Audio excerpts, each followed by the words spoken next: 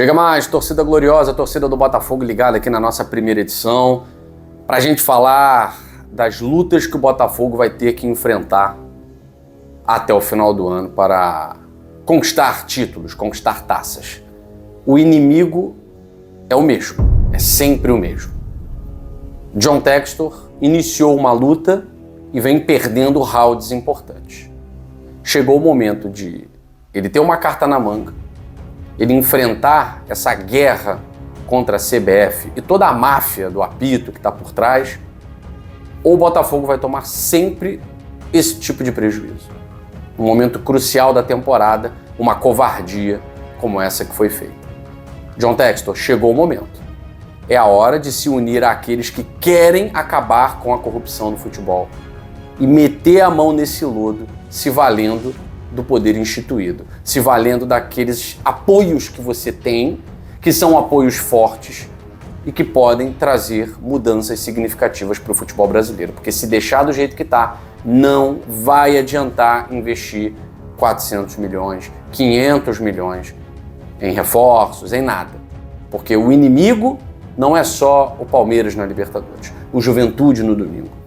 São eles. É sempre o mesmo. E você sabe de quem nós estamos falando. Vamos falar sobre isso e vamos falar também sobre pontos promissores desse jogo do Botafogo, jogadores que estrearam como o Thiago Almada e que podem realmente desequilibrar a partir de agora. Mas depois da vinheta.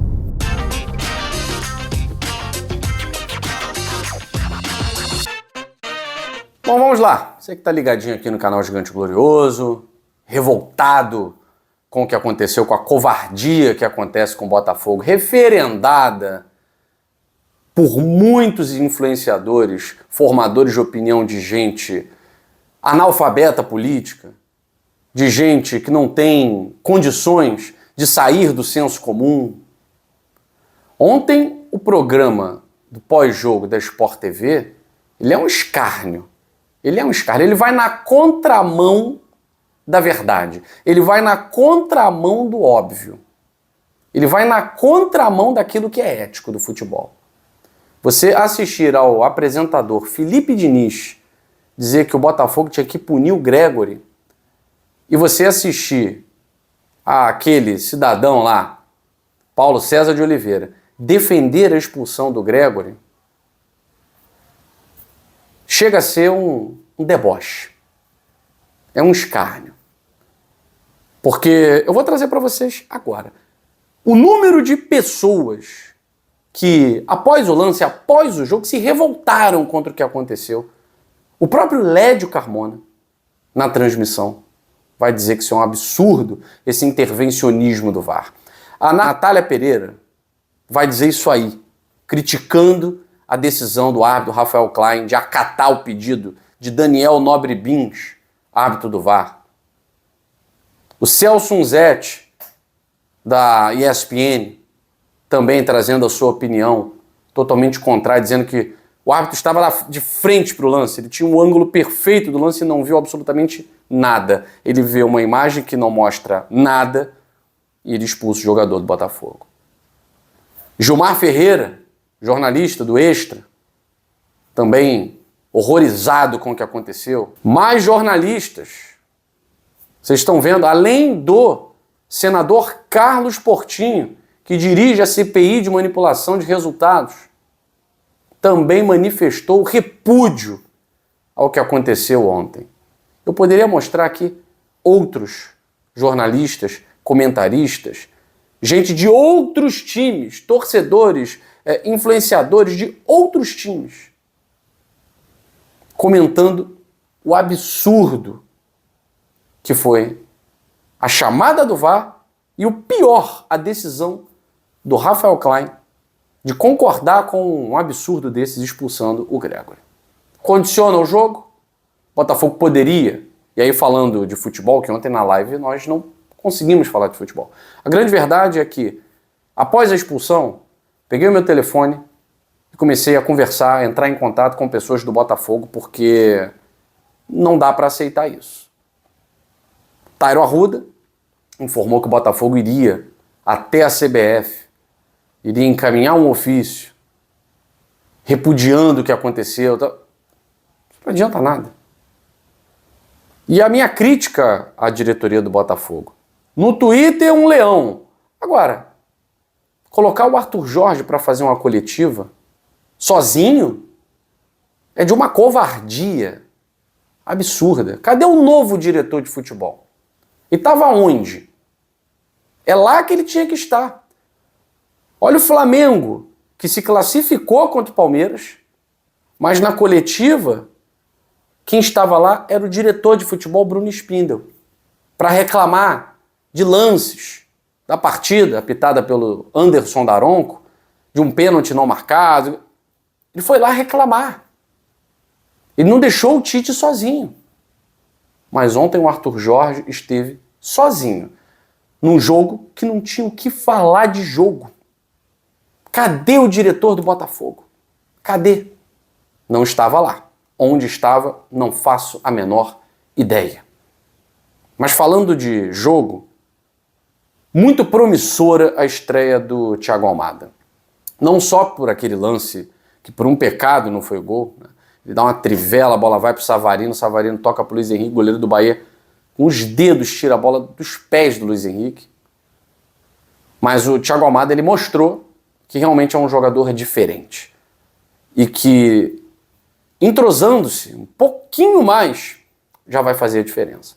Quando encorpar, vai ser um jogador providencial para conduzir o Botafogo aos títulos. E a gente espera que seja esse ano, contra o inimigo real, que é o sistema, a CBF, a arbitragem e tudo que envolve o que está sendo aí investigado. Porque se fosse honesto, justo, não estaria sendo investigado. Então esse é o inimigo do Botafogo. É o verdadeiro inimigo do Botafogo. Thiago Almada, uma estreia promissora. Estou muito ansioso para vê-lo em campo no domingo contra o Juventude. Acho que pode ser um fator de desequilíbrio, principalmente porque o Juventude vem num êxtase de classificação contra o Fluminense. Não estou dizendo que vai tirar pé, nada disso. Chegam empolgados. Mas eu quero o Botafogo focando no Juventude. Agora nós já não estamos em 3 frentes. Agora tem que focar nas 2. Agora é o jogo contra o Juventude. O Palmeiras deixa para pensar depois. Não pode abrir mão da liderança no Campeonato Brasileiro. O Botafogo tem a oportunidade de abrir até 6 pontos do Flamengo, se o Palmeiras vencer o Flamengo no domingo. Não podemos abrir mão dessa partida contra o Juventude. Então estou muito ansioso para ver o Thiago Almada jogando em condições normais, né? 11 contra 11, pelo menos é o que a gente espera. Agora, me preocupou um pouco no momento decisivo, como alguns jogadores ainda precisam melhorar. E eu venho elogiando muito esse jogador ao longo das transmissões, das lives, que é o Igor Jesus. Ele é um jogador muito participativo, é um jogador que tem a gente trouxe os dados dele, né, da SofaScore na semana passada. Ele tem uma participação não só efetiva, mas eficiente. Só que no jogo de ontem cometeu alguns erros que não dá para se cometer.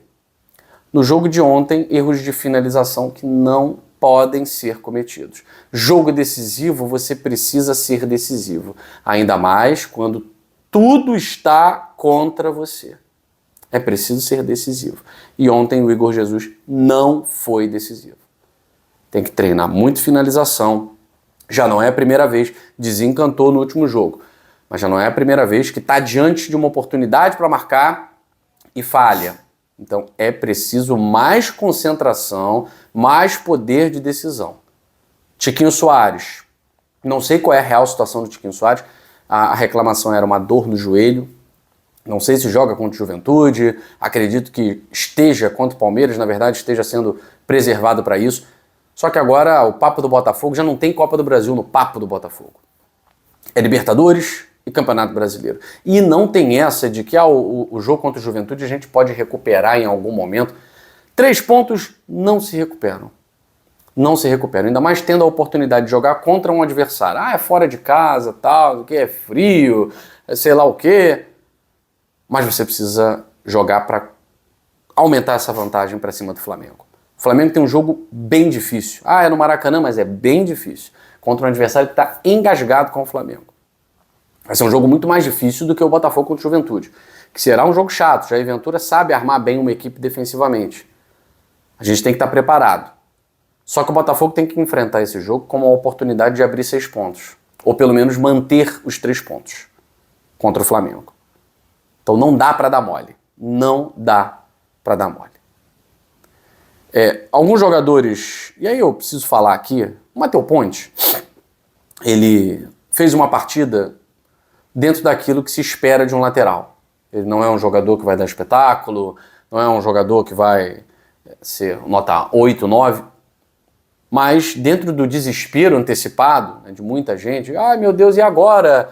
O Damian Soares... O Damian Soares, ele é um dos jogadores mais criticados pela torcida do Botafogo. Eu dificilmente critico o Damian Soares, porque eu acho importantíssimo um jogador com a experiência dele.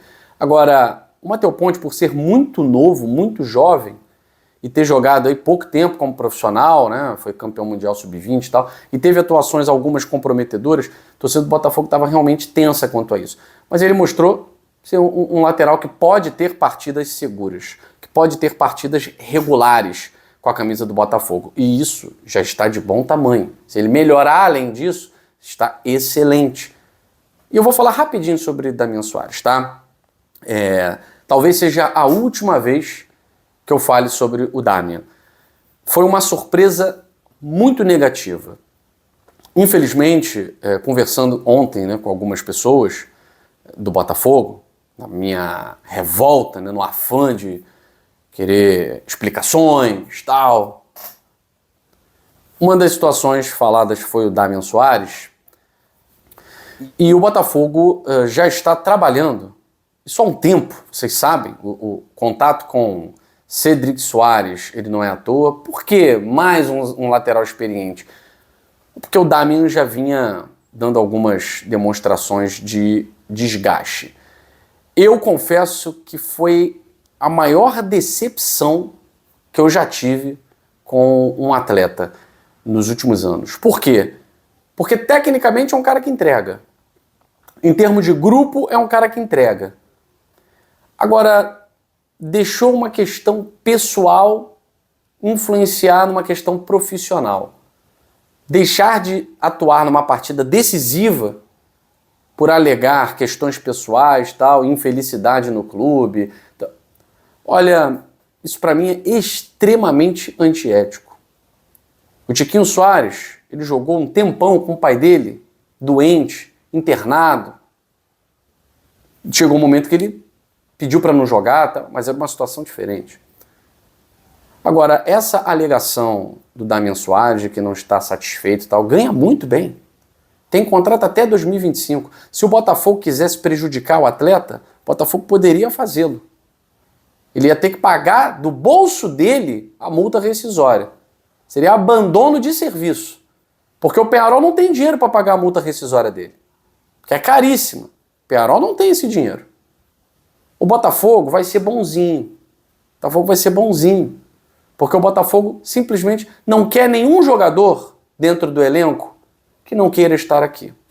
Foi assim com o Vitor Sá e talvez vai ser assim com o Damian Soares. O clube ainda não emitiu uma nota oficial, tá, sobre o caso, mas o Botafogo já buscava um lateral direito com as mesmas características, não era à toa. O Damian foi uma oportunidade de mercado, o Botafogo não pagou nada, mas o Botafogo não vai liberá-lo de graça. Quer voltar para o Uruguai, quer ficar feliz, quer ganhar em peso, sei lá o quê, quer ganhar menos, mas quer voltar para casa? Ok, não tivesse aceitado a oferta do Botafogo. Achei que foi extremamente antiético. Antiético. A postura do Damian Soares antiética. Que a gente se livre logo do jogador. Não quer estar aqui, vai embora. Acho que vai ser a última vez que a gente vai falar sobre Damian Soares. A situação dificilmente vai se reverter, tá? Porque deixar o Botafogo num jogo decisivo com essa alegação, para mim é o ponto final. Se fosse doença na família, um parente que faleceu, ou alguma situação realmente grave, a gente chega aqui e fala, não, primeiro lugar é a família. Eu faria isso. Se eu tenho qualquer ente querido meu passando por um problema, eu saio, aviso no trabalho, gente, olha só, não vou poder ir, e vou. Agora, porque não estou me sentindo feliz, ou porque a minha esposa não está feliz, não vou jogar contra o Bahia. Essa, por enquanto, é a versão. Então, eu acho que vai ser a última vez que vamos falar aqui de Damian Soares, e que venha agora mais rápido do que nunca, né, Botafogo? Tá muito lento. A gente elogia quando tá certo. Pô, fechou com Almada, excelente. Luiz Henrique, maravilhoso. Agora é uma demora inexplicável. A lateral direita tem sido um fantasma. Tem sido um fantasma na nossa vida. E isso tem que acabar. Porque toda vez que tem problema na lateral direita, a gente acaba prejudicado na temporada. Não podemos deixar chegar nesse nível. A janela vai até setembro. Aconteceu isso agora? Que bom que foi agora. E o Botafogo precisa acelerar o passo para trazer um lateral. Mas pergunta antes. Se imagina no Brasil? Você sabe que aqui tem assaltante, né? Você sabe que aqui pode acontecer isso, aquilo. Explica. Porque senão a pessoa vai alegar que está infeliz, tal, ganhando uma miséria, né? Imagine, num país como o Brasil, você ganhar 300 mil reais, que miséria. Enfim, Scout, faça a sua parte, mas RH, pergunta aí sobre felicidade antes de trazer um novo lateral direito. Só corre, porque vocês estão lentos demais para trazer reforços para a defesa. Fico por aqui, um abraço grande para você. Saudações alvinegras, fui.